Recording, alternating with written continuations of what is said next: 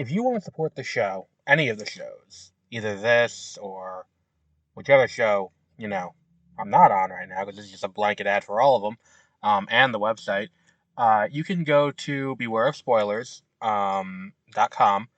In the description for any of the episodes of Beware of Spoilers, there is the option to donate. If you don't want to donate that way, you can donate directly through the website. We do have that, mwpnews.com. And if you don't want to support that way, then going to mwpnews.com will help out because we have ads there. We don't want to keep it, where there's a lot of ads. There's a few ads. But the point is we want to make it so that way, we can sustain this for the long term. If people donate, we're never going to paywall anything, I don't think, as of right now. But you know, if people start donating, we'll start doing cooler and cooler stuff. Like donations are how we get to cover stuff like Tribeca and other, film festivals. And, we may be able to bring on more people to help out. So if you want to help out the show and you want more content from us, by all means, even just going and giving us a 5-star rating on Spotify helps out a lot.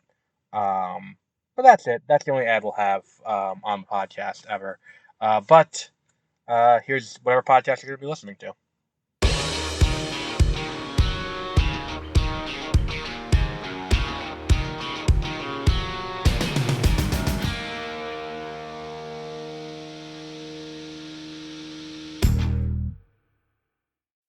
Good afternoon and welcome to 30-Minute Reviews. I am Adam.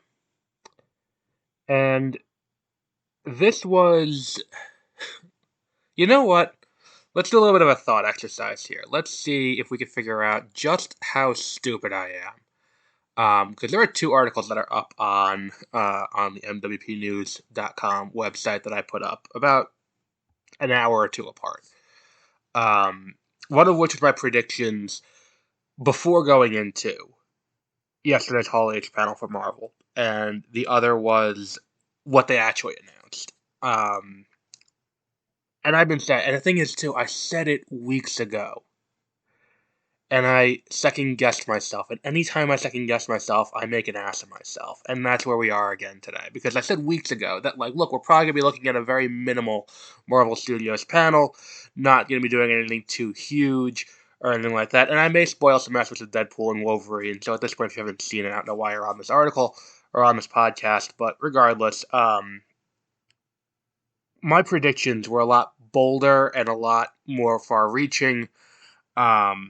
I said that we would get confirmation of a delay of Blade.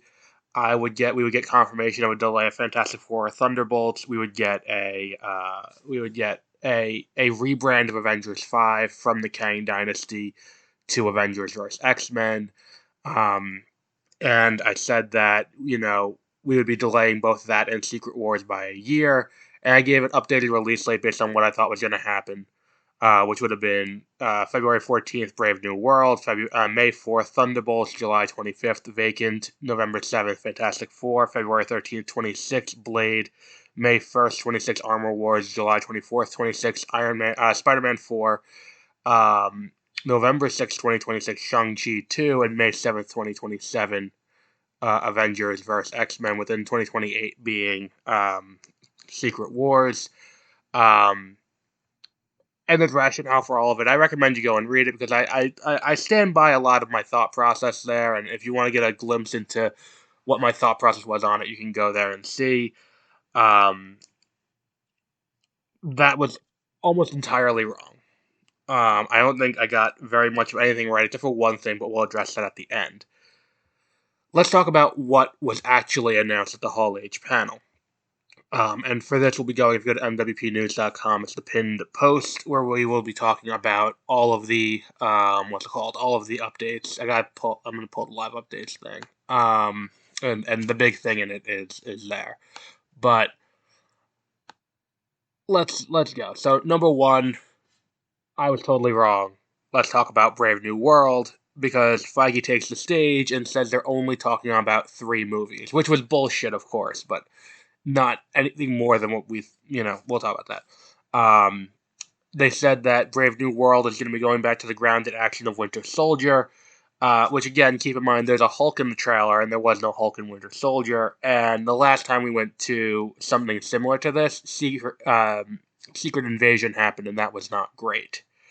Anthony Mackie, Danny Ramirez, Anthony Mackie, Captain America, Danny Ramirez, Falcon, Giancarlo Esposito, we'll talk about him in a minute, and Tim Blake Nelson, the leader, were all on stage to talk about it. Tim Blake Nelson seemed very excited to be coming back to be playing the leader again. He played him in The Incredible Hulk, and he's very interested in what they're going to be doing with the character in this movie. We also know that Giancarlo Esposito, I thought he was going to be playing Bolivar Trask, and we'll talk about why in a minute. But we know he's playing Sidewinder. He is the king of the Serpent Society. Serpent Society was supposed to be the title of the third Chris Evans movie, which ended up being Civil War. And hopefully, if he's going to be the king of the Serpent Society, this does not mean he's a one-off villain. I would like to see him stick around because he's good when he's playing a villain. Update number 3, they showed footage from Brave New World.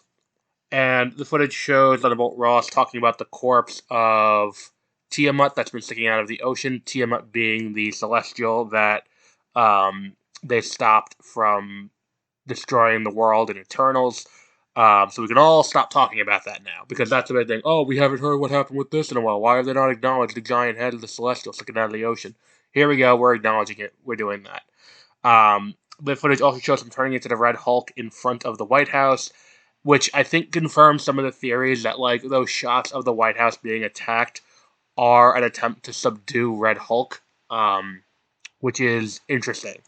The footage also confirms that Tiamat is the source of adamantium in the MCU. So again, we're building towards the mutants. The mutants are coming. This is where the adamantium comes from. And now we go on to Thunderbolts, asterisk. Thunderbolts, asterisk is the name of the movie. I'm not going to say the asterisk every time because that'd be obnoxious. Jake Schreier's on stage along with a few of the cast members. The general consensus is that the movie's good, but okay, great. It's the cast of the movie saying the movie's good. Should we be shocked they're saying that? And I said in the post, what are they going to say? It sucked. According to several cast members, Florence Pugh is a standout performance in the movie, which I'm not particularly shocked about because she's great in Oppenheimer. She's great in Dune Part 2. She steals the show in Hawkeye. And she was fantastic in Black Widow. I think she's the new character that I'm most interested to see return because I really love what they do with Yelena every time she's there. Then we got a trailer for the Thunderbolts, but not one that was released publicly. The teaser does not show a lot. It shows Yelena visiting Red Guardian for a reunion from Black Widow, which we knew was kind of going to be Black Widow too. Apparently, they are sent on a mission and encounter the rest of the Thunderbolts. Another website that wasn't one that I was watching indicated that it appears that Val is sending the various Thunderbolts members on missions to kill each other, with the goal to get them to take each other out, so that way they aren't a threat to her. If that's the case, that's an interesting conceit. And I think that that's something that could be interesting to explore in this movie, if it's handled well. And it is the fact that we have, this team comes together to fight Val, who's trying to kill them all. And then, if that's the case, that's where Sentry would come in, I guess. And that's interesting. So we'll see that. That comes out next May. On to Fantastic Four. The film has been retitled Fantastic Four, The Fantastic Four First Steps, and has been reconfirmed to the July release date. So it's not getting delayed, which is what I speculated would happen. The title is interesting since it echoes the first post-credit scene of Iron Man, when Nick Fury tells Tony Stark that he's taken his first steps into a larger universe. Shooting begins on Tuesday, so we'll see if the date sticks. 1 year of production feels tight, considering the movie comes out a year from Deadpool, so a year from Friday. So we're under a year from release. 1 year of production feels tight. That said, they've been doing pre-production on this for a very long time, trying to make sure they get it right. And we'll talk about why as we get toward the end of this. Update number 7, Fantastic Four First Steps got footage. The aesthetic is notably retrofuturistic, set in the 1960s and shot in 4:3. It showcases Pedro Pascal as Reed Richards and the rest of the team as they are prepping for a space mission. It teases Galactus, so it seems like we're going with the traditional origin story, not the ultimate origin story, where they get their powers in space. And it'll be interesting to see if they stick with the 4x3 the entire way through. I don't think they will. I think modern audiences may reject that in a weird way, but we'll see how that actually pans out. Then the biggest thing, we get into the Avengers talk, because now we're getting up to the big marquee announcements of the night. Um, all three of the casts of the movies will appear in the next Avengers movies: Avengers 5 and Avengers Secret Wars. The Russo brothers are returning to direct as well. That's confirmed now, and they were all on stage for this too. So we know the Fantastic Four are going to be there. We know the Thunderbolts are going to be there. We know everyone from Captain America is going to be there. So that's the confirmed cast so far. It could get bigger. It probably will get bigger, but that's what we have so far. Does this kind of take the stakes away from Thunderbolts if we know that no one's going to die because they're all going to be in Avengers? Maybe, but also, I mean, they paid a lot of money to have Michael Rooker show up on set for Infinity War, so that way they wouldn't spoil that he dies in Guardians 2, so, it could be the case. At this point, they had not referenced Avengers 5 being called the Kang Dynasty, and I think that looking back on the four movies that the Russos did, Captain America, The Winter Soldier, Captain America, Civil War, Infinity War, and Endgame, I think that, like, outside of Winter Soldier, there's not really an action sequence that I think of as, like, particularly well shot. Like, I think they can compose a scene very well, and I think that they can do a good job there. And they can manage, which is kind of what you need. You need a manager more than anything else for a movie like this, where it's like there are so many moving parts and so many actors who kind of know what they're doing. You kind of just need, like, you need a Brock Purdy as your quarterback, so to speak. You need a game manager in there. And that's what the Russos are good at, and I think that's interesting. What I'm more interested to see is if Marcus and McFeely are coming back, because the writing of those movies is what makes them, including the first Avenger, which they also wrote, that team. Um, and then update number 9, Jesus Christ, I Can't Catch a Break. That's what I put as the update on the post. Kang Dynasty is no longer the title for the 5th movie, which we've known for a while because they stopped referring to it as the Kang Dynasty. They just referred to it as Avengers 5 and Avengers Secret Wars. We also know that the movie is now going to be called Avengers Doomsday. Avengers 5 and Avengers Doomsday, with Robert Downey Jr. as Doctor Doom. Now, let's talk about this. This is the glass has been broken in case of emergency. The idea was always, like, Robert Downey Jr. coming back always would have been if all else fails and we really need to get people back on board, we bring him back. And bringing him back as Doctor Doom here is an interesting choice because of how well we know him within this franchise as Tony Stark. Like, I think the idea of bringing him in is this is going to be a one-off. I don't think I think it's hopefully what this means is that we aren't seeing Doom as a one-off villain. I think Doom is a great machinations guy who's going to be here for a while, and I also don't think that that's going to be Robert Downey Jr. forever. I think this is a one-off. This is a variant from across the multiverse somewhere who is going to be doing what he does. I think that this also confirms a few other things that we have suspected for a while. Number one, I think it confirms that the Kang experiment was a failure. And I think it was a failure outside of having to recast Jonathan Majors because of his offset behavior. Marvel has recast in the past. They recast Terrence Howard. They recast. I mean, in this presentation, we had a recast because Harrison Ford is there instead of what's his name? Instead of William Hurt. Granted, William Hurt is dead, but Harrison Ford is there because he's recast. He's playing Thunderbolt Ross, a role previously played by someone else. I don't think there's anything about Jonathan Majors' performance as Kang that makes him so committed to the character that we can't get around that. I think what this is Quantumania with a bomb. People do not like Quantumania, and they don't want to keep being reliant on the Disney Plus shows, which is the other big takeaway from this presentation. There is a Disney Plus show that has a trailer out that is coming out in 2 months. Under 2 months. Closer to a month it's coming out. And we do not have They did not bring anything from that. Contrast that with the 2019 presentation, where it was half Disney Plus, half theatrical, and all equally important. It's a choice. Like, it's like the Pokemon Presents from earlier this year. This is Marvel Studios coming out and saying, we made a mistake. This is us recognizing it without saying we made a mistake. They're never going to admit that it was a failure. They're never going to admit what happened there.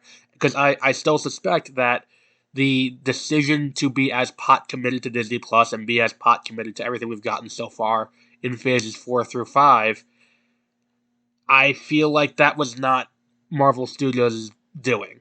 I feel like that was Disney, higher ups doing. Because there was a lot of things that happened around 2019 that all kind of created a perfect storm where Marvel Studios was put in a position that they did not want to be in. Like, any time that let's start with this. The issue became, like, at that point, Endgame had eclipsed Avatar, taking over the number one spot of all time at the box office. At that point, Disney had just acquired 20th Century Fox, and they needed to show value in that. And late 2019, they launched Disney Plus, and they needed to show value in that too. So what ends up happening is, when you look at Disney subsidiaries, all of them kind of pivot for the Disney Plus side of things into we need to show that we're going to make money on this. And that's how you end up with, multiple Pixar movies it's a perfect storm of COVID plus that, but the perfect storm of that is you end up with 3 movies ending up out of theatrical onto Disney Plus, which did some severe damage to Pixar's brand. When you have, like, a bunch of other things, like there's Muppets Now, like there was, Star Wars became predominantly Disney Plus in the last 5 years. That is, all this transition happens because they have to show value of that to shareholders. And then on top of that, how do you show value of the Fox acquisition? You paid $50 million, $54 billion for 20th Century. How do you show value in that? How do you show we're making it back? It's not as easy as when you bought Star Wars, and it's like, well, we made back half the money with the first movie and the other half with the second movie. How do we prove value in that?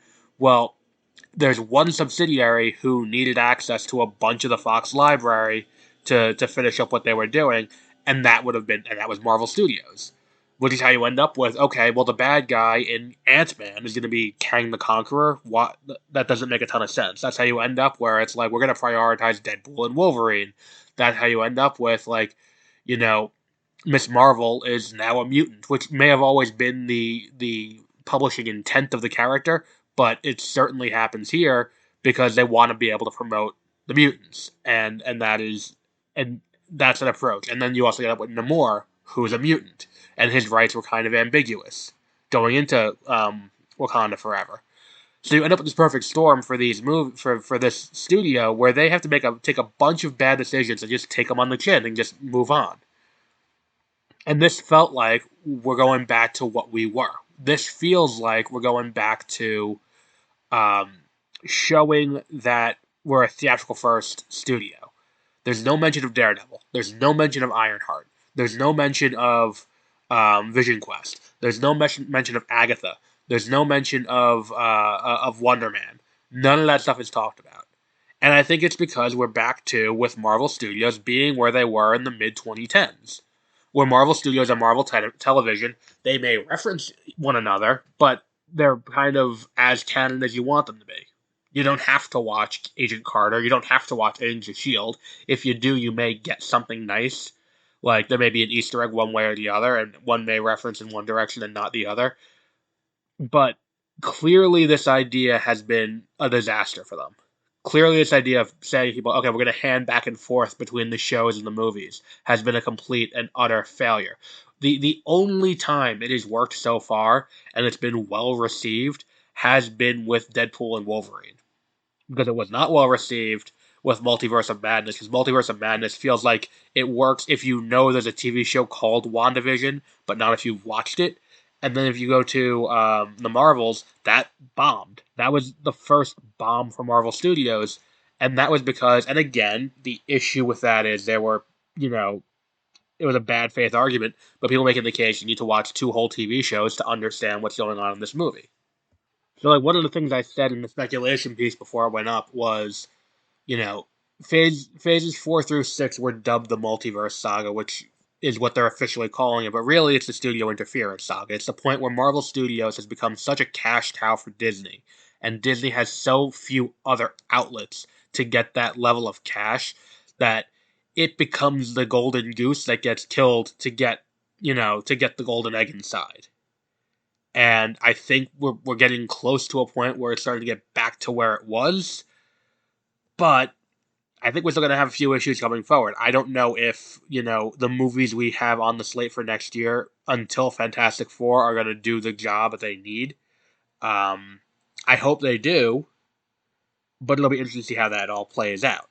And I think the other big thing is no addressing Blade.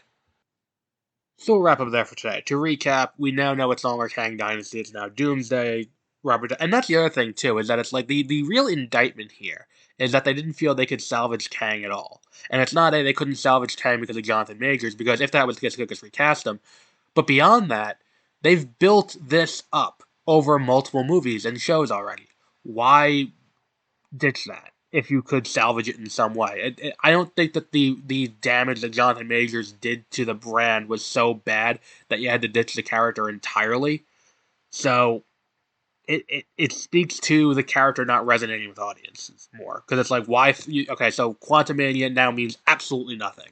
Like, Loki built up just to this because it wasn't building towards, and it really felt like, go back to the episode of Beware of Spoilers I did about the final episode of season 1 of Loki. I call that episode Prelude because I said this is setting up where we're going for the rest of phases 4 through 6 with Kang the Conqueror as the bad guy, and the way he plays him there is great. And I think, too, like, you could have gotten a Coleman Domingo. You could have gotten a John Boyega. You could have gotten another actor to fill that role and do it just as well. But Doom here makes more sense. Now, the other reason Doom makes more sense is because very clearly this is inspired by the 2015 Secret Wars, not the original. The 2015 Secret Wars, where the Ultimate Universe and 616 collided in an incursion and got destroyed, and Battleworld was in the middle of it, and Doctor Doom is the God Emperor of Battleworld. Do I think... it's a shame we're not going to get Black Panther with Infinity Gauntlet in this, because that was in the comic, but that would have been cool. And I also think there's a non-zero chance, and I hope I'm wrong, but there's a non-zero chance that the Doomsday movie is a multiversal version of, what's it called? Let's put it this way. It's going to be a blend of Infinity War and Crisis on Infinite Earths, where the Monitor goes around to find the greatest champions to take on, that. It's going to be that. And I think there's a chance. There's a non-zero chance. There's a post-credit scene of one of the movies that's basically just the post-credit that they had in the CW version of Crisis. Not there, but there was a post-credit leading into Crisis, or leading into Elseworlds, that showcased the Monitor showing up on Earth 90, they called it. And he had beaten everyone and stolen the Book of Destiny. I think there's a chance we get that. And I also think it'd be really interesting, too. Like, there are 2 possible post-credits that I had the idea of last night after doing that. That, where it's him having just taken on an entire universe and won, and then, and has claimed whatever he needs and destroys that universe. There's that, and then there's also the possibility that he encounters Strange. And how does that look for Strange to encounter this doppelganger of Tony Stark, who's really Doctor Doom? That could be interesting. But we'll wrap up there for today. And until our next episode, have a great rest of your week.